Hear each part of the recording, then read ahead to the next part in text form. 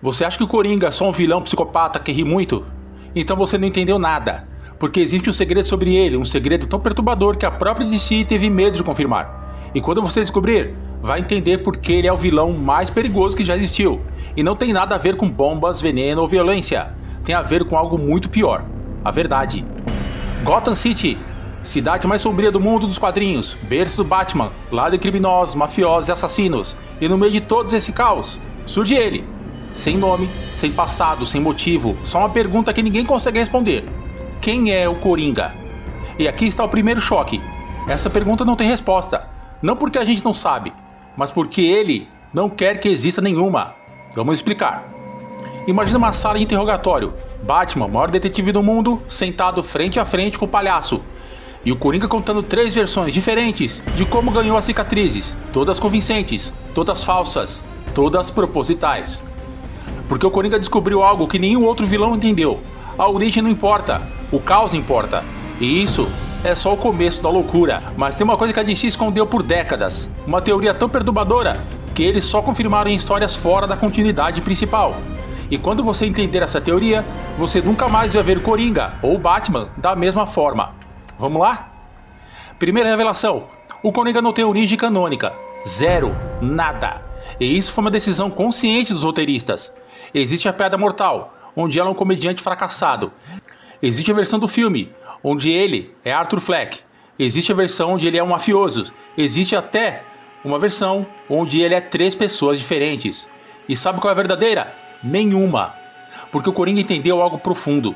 Sua força não vem de quem ele era, vem do que ele pode ser: qualquer um. Um comediante fracassado, um homem abusado, um criminoso nato. Ele é todas as possibilidades ao mesmo tempo, e isso aterroriza mais do que qualquer backstory. Mas a coisa fica muito mais sombria. Aqui está o que separa o Coringa de todos os outros vilões. Ele não quer dinheiro, não quer poder, não quer vingança. Ele quer provar um ponto. E qual é esse ponto? Que todo mundo é como ele, basta um dia ruim.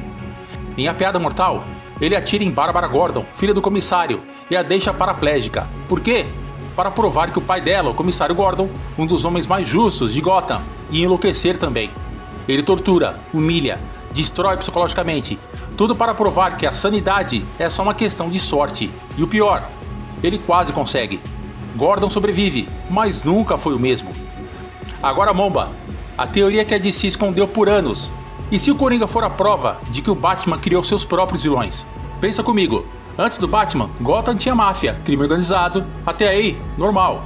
Depois do Batman, um palhaço assassino, um espantalho do medo, um homem crocodilo, uma mulher que controla plantas. Gotham não ficou mais segura, ficou mais insana. E o Coringa, ele sabe disso. Várias histórias sugerem que o Coringa só existe porque o Batman existe, que eles são 2 faces da mesma moeda, que um precisa do outro. No filme O Cavaleiro das Trevas, o Coringa diz: "Você me completa." E ele não está brincando. Porque sem Batman, o Coringa não tem propósito. E sem Coringa, Batman é só um bilionário fantasiado batendo em ladrões. Eles estão presos um ao outro. E essa é a piada mortal definitiva. Mas ainda falta a parte mais insana. Aqui está o que torna o Coringa realmente aterrorizante. Ele não precisa vencer para ganhar. Batman pode prendê-lo, espancá-lo, mandá-lo pro Arkham 1000 vezes. Não importa. Porque cada vez que o Coringa volta, ele já plantou uma semente de dúvida na mente do Batman. Tipo: e se eu soltá-lo e ele matar alguém? A culpa é minha. E se eu matá-lo, eu me torno como ele? E se ele tiver razão e eu só piorei Gotham? O Coringa não destrói prédios, ele destrói certezas. E isso é muito pior que qualquer bomba. E por último, o impacto cultural. Heath Ledger, Joaquin Phoenix, Mark Hamill, Jack Nicholson. 4 interpretações, todas diferentes, todas perfeitas. Por quê? Porque o Coringa não tem forma fixa. Ele é um espelho. Reflete que cada época tem medo. Nos anos 40, ele era um palhaço criminoso divertido. Nos anos 80, um psicopata sádico. Nos anos 2000, um anarquista filosófico. Hoje, um homem quebrado pela sociedade. Ele muda porque nossos medos mudam. E enquanto houver medo, ele vai existir. E aqui está um ponto que ninguém quer admitir. O Coringa nos assusta porque ele fala uma verdade inconveniente. Quantas vezes você já sentiu que a sociedade é uma piada? Quantas vezes já pensou que as regras são arbitrárias? Quantas vezes você teve um dia tão ruim que duvidou de tudo? O Coringa pega esse sentimento e leva ao extremo absoluto. Ele é a voz que diz: e se nada importar? E se tudo for caos? E se a ordem for só uma ilusão reconfortante? Mas sabe qual a diferença entre nós e o Coringa? Nós escolhemos acreditar, mesmo assim.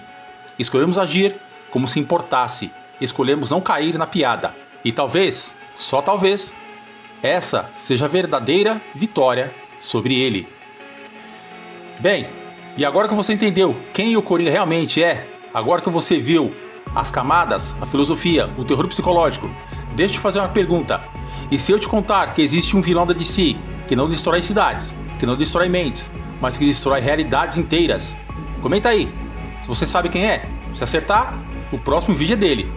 E se esse vídeo mudou a tua visão sobre o Coringa, se inscreve, ativa o sininho, porque ainda tem muito personagem perturbador para destrinchar.